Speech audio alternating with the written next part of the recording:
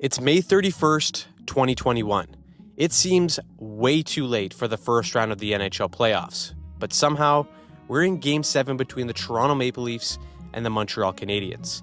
The fact that this game is even happening right now is a strange miracle.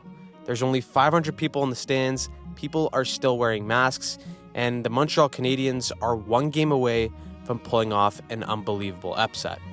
The main reason why is this man, a 34-year-old Carey Price who is channeling his inner prime against a heavily favored Leaf team that is just struggling to find answers. One team is on the verge of a collapse, while the other is one win away from shocking the entire hockey world. But how we got to this moment was truly remarkable. Let's go back to the year 2020.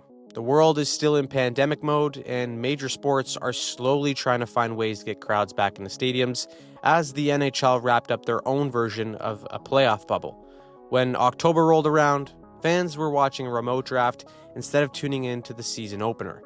Heading into the 2021 season, there were questions of if the NHL season was even going to be able to happen. While COVID restrictions were a huge obstacle, the NHL announced a 56-game season that would commence on January 13th. The plan would feature temporary realignment and, due to travel restrictions, entirely divisional play. And due to COVID laws in Canada, they didn't want any U.S. teams coming through the border, so the North Division was created with all 7 Canadian teams being involved. One team that seemed like a complete wildcard in that division was the Montreal Canadiens. Montreal was expected to be a middle-of-the-pack team in 2021, as they had the 15th best preseason cup odds going into the season. Despite being 10 points out of the playoffs before the COVID stoppage, they managed to pull off an upset win in the play-in round versus the Penguins, except the Magic stopped relatively early as the Flyers beat them in 6 in round 1. Surprisingly, the Habs started the season well with a 7-1-2 record, but then injuries happened. Key players such as Jonathan Drouin, Shea Weber, and most importantly, Carey Price missed big chunks of time. That caused the Habs to falter, and the scapegoat ended up being head coach Claude Julien, who was replaced by an interim head coach in Dominic Ducharme. Montreal's coaching staff didn't make too many adjustments, but one thing that they did was change Claude Julien's system in the neutral zone. Instead of playing a standard 1-2-2, the Habs started to adopt a 1-1-3 system that cut down on the other team's ability to generate chances off the rush. But the coaching change just didn't make things better. The Canadiens only won 15 of the remaining 38 games, yet they somehow made the playoffs. With a final record of just 24, 21, and 11, the Habs finished 18th in the standings behind the Rangers and the Stars, who both missed the playoffs. But because of the new division realignments, the 4th best record in the North Division meant that the Habs booked their ticket to the dance and clinched a playoff spot despite ending the season on a 5-game losing streak. Their date was their ultimate rival in the Toronto Maple Leafs. The expectation from the Maple Leafs was clear. This was their best chance to reach the Stanley Cup in years, and they had a young core that was poised to do it. With a top 10 ranked offense and defense according to statistics, Toronto finished 7th in the NHL and 1st in the North Division, led by their superstars Auston Matthews and Mitch Marner. With the Leafs and Habs set to face off in the playoffs for the first time in over 40 years, many analysts gave their prediction of how this may go. There's no way they're going to beat the Toronto Maple Leafs 4 games. I don't even think they can beat the Maple Leafs 1 game. The Leafs had a stronger roster in every facet of the game, but they also played an offensive system that knew how to take advantage of traditional defenses. For most of the season, the Leafs played a 2-3 offensive system that had a forward slip up high to get away from pressure, while giving their most skillful players possession of the puck and options to attack towards the net. It was the main focal point of a Tampa offense that won the Cup the previous year in the COVID bubble. And so having extremely talented players like Marner, Matthews, and Nylander adopt this system seemed like a no-brainer. Combine that with their deadly ability to create offense off the rush, Toronto led the NHL in 5-on-5 scoring chances and high danger chances. However, those totals did come in a weaker North Division, and Montreal was only second to Edmonton in limiting Toronto's chances. Seeing that both of these teams had played each other 10 times in the regular season, they knew what to expect. With Game 1 set in Toronto, there were no fans allowed in the building, but there was still a special wave of excitement that only comes when the Habs and Leafs face off. But just over 10 minutes into Game 1, that feeling of excitement quickly went away. Wasn't a hit for Tavares, knocked down by Sherratt, and Tavares is hurt. He got kicked right in the face by Perry, unintentional. After a freak accident that saw Corey Perry's knee collide with Tavares' head, the Leaf captain was left concussed on the ice and had to be stretchered off. Despite the concern from all the players, the game carried on with a tentative feel. But just 2 minutes later, the Habs' 1-1-3 system caused the Leafs to turn it over on the rush and springs Josh Anderson for the first goal of the game. Toronto will get on the board thanks to Nylander's rebound in the second, but as Toronto's chances piled up, Carey Price was looking like the Price of old. The longer this game stayed tied, the better it was for Montreal. And although the Leafs had a glorious power play opportunity late in the third, Montreal's depth would start to shine on the penalty kill. Turned back by Armia with speed. Paul Byron gets there, scores! What a brilliant goal by Paul Byron, shorthanded. After a huge goal from Paul Byron, Montreal found a way to hang on and steal Game 1. But still, nobody actually thought the Habs could win this series. A game that saw Toronto's captain go down with a scary injury meant that a lot of fans still expected them to bounce back into form quickly. And that was exactly what they did. Aside from a tight 2-1 score in Game 3, Toronto took Games 2 and 4 rather convincingly to take a 3-1 series lead. And despite some heroic flashes from Price, Toronto's offensive system was still having their way with the Habs' defense. Anytime Montreal would collapse inwards and protect the net, Toronto would use that staple offensive system with a forward up high to create space. As traffic developed in front, Toronto was either able to throw pucks on net from a distance or find seams to make life hell on Carey Price. With the Leafs easily in the driver's seat being up 3-1 in this series, this was exactly how everyone thought it would go. Toronto was expected to step on Montreal's throats and put them out of their misery. But they didn't. In Game 5, the Leafs came out tentative and hesitant and made mistake after mistake, and while it seemed like it was self-inflicted, Montreal's forwards were doing plenty to make life hard on the undersized D of the Leafs. Before Toronto even knew what hit them, they were trailing 3-0 before halfway through the second. It was looking like another night where Price would just shut the door, but then this happened. Keeps the shot, looks in front, scores! Onto his stick, Auston Matthews scores! Deep in the zone there, scores! Galchenyuk put it through! Somehow, the Leafs found a way to beat Price 3 times to tie this game up. Despite a crazy missed chance in the final minute that almost changed the course of this entire series, this one was going to OT. With Toronto looking to be aggressive right out of the gate, a pinch by defender Zach Bogosian would require support from forward Alex Galchenyuk on the point. There in relief, Galchenyuk has the puck and decides to take a chance. Leaf played by the defenseman, broken up. Cole Caufield in alone here, along with Suzuki, and off the pin. Nick Suzuki's won it. Off a brutal turnover from the Habs' former first-round pick, Montreal had found a way to force Game 6 at the Bell Center. With fans being let into the building at limited capacity for the first time this series, the pressure seemed to shift back onto the Leafs. Once again, Carey Price remained Toronto's biggest problem. Whether it was a point-blank chance off the rush or a grade A save off a rebound, Price was clearly in the heads of the Leafs shooters, especially the Leafs' top 2 weapons in Auston Matthews and Mitch Marner. Outside of a big Game 3, both had only combined for 2 points in the entire series. The pressure was mounting for results, and with the Leafs looking to kill off a penalty, Mitch Marner would make an uncharacteristic mistake. But you mentioned his play in the Stanley Cup final, and now Marner sends it out of play, and the Leafs are going to be down. Clearly disgusted at himself in the box, Montreal had a golden opportunity to take advantage of the Leafs' mistakes, and that is exactly what they did. 2 power play goals before the halfway mark in the third meant that Game 7 was slowly becoming inevitable. But as they did in Game 5, the Leafs didn't give up. It's to Brody, firing and scores! T.J. Brody let it fly, and the Leafs have tied it. Once again, we found ourselves going into overtime. Toronto looked determined to finish this here and now and squash any or all doubts of a potential choke by outshooting Montreal 7-1. But like they've done all series long, the Habs would capitalize on Toronto's mistake. Travis Dermott lost it inside the line. Chance Kotkaniemi scores!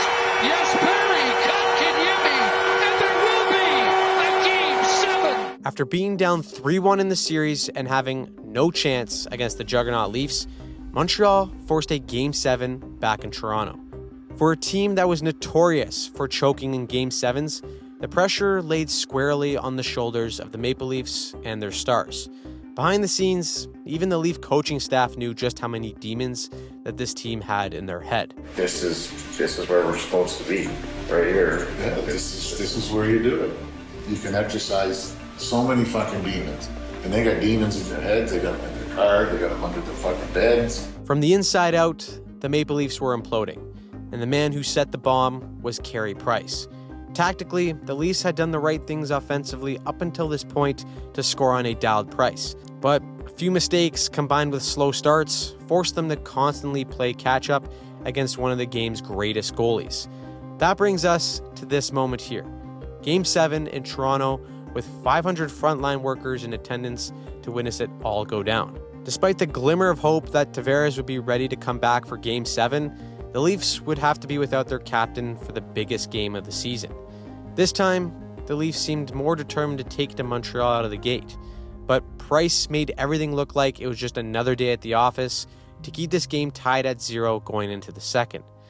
It was clear that Montreal was content with sitting back while the Leafs tried to force their rush offense.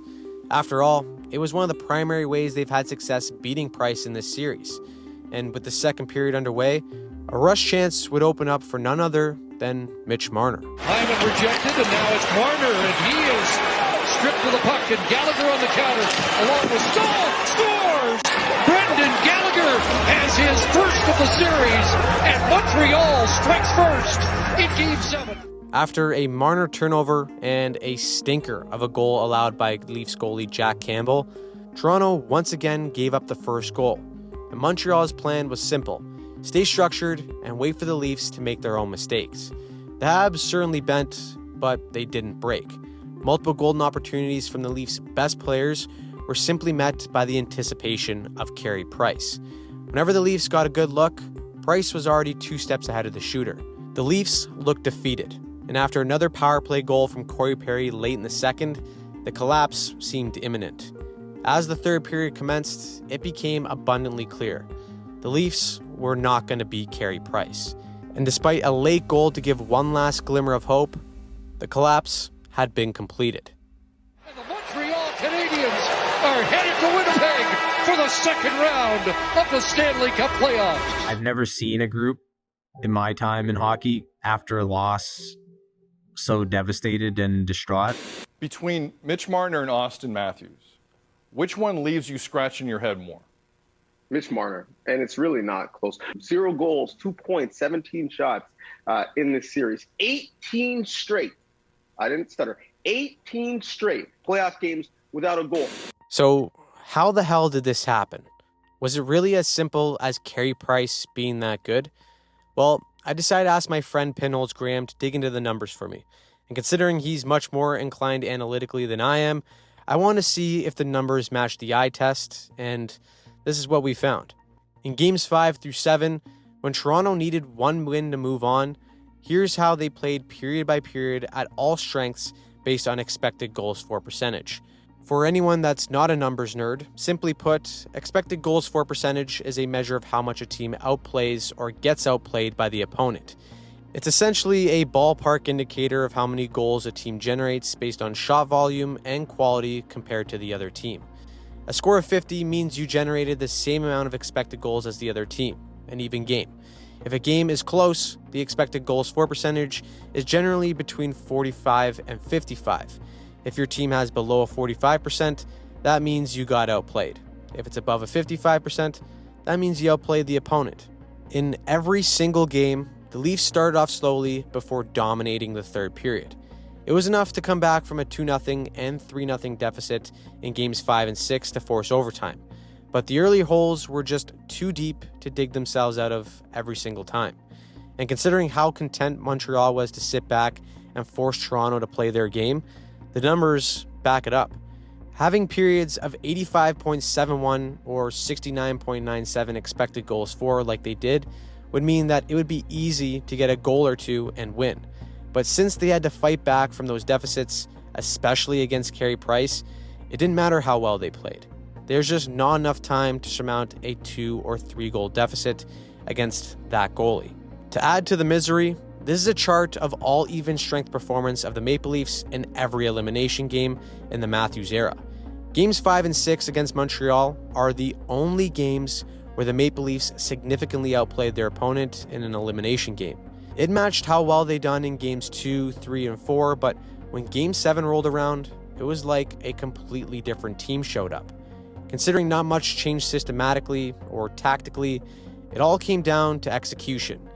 And usually, pressure has a funny way of tampering how well one can execute the full extent of their abilities.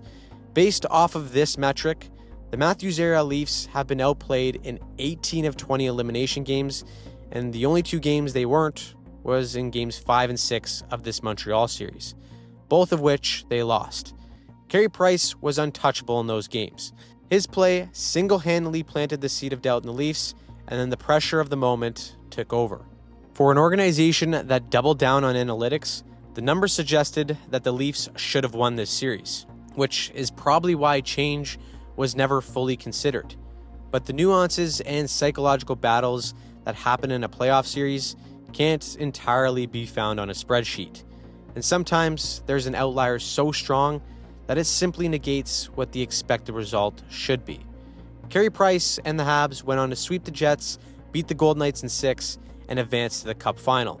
Unfortunately, the Cinderella story came to an end as the Tampa Bay Lightning won in 5 to clinch their second consecutive Stanley Cup. The next season, Price played a few games, but he just wasn't himself. Injuries and personal issues forced Carey Price to step away from hockey entirely. And ever since, the Habs haven't been anywhere close to where they once were. On the other side was an organization that decided to stick to their guns. What may have seemed like a statistical anomaly at the time has only been proven over the years that it's actually just the norm. Despite all the disappointment and quote-unquote change that has transpired, the main pieces still remain intact. For 2 historic rivals that hadn't met in the playoffs in over 42 years, this series was unforgettable. For one fan base, it will be remembered as an epic collapse that seemingly follows the organization and its superstars to the present day. For the other, it was one of the greatest comebacks to spark a Cinderella run to the Cup final. In the middle of a COVID lockdown, the city of Montreal was dead, but the Canadiens brought it back to life as they watched their franchise goalie pull off one last run to remember forever. Again, I want to shout out Pinholes Graham for helping me out with this video. He's got the best analytical-based hockey videos on YouTube with some fantastic stories. Please check out his Carey Price video here and subscribe to both channels.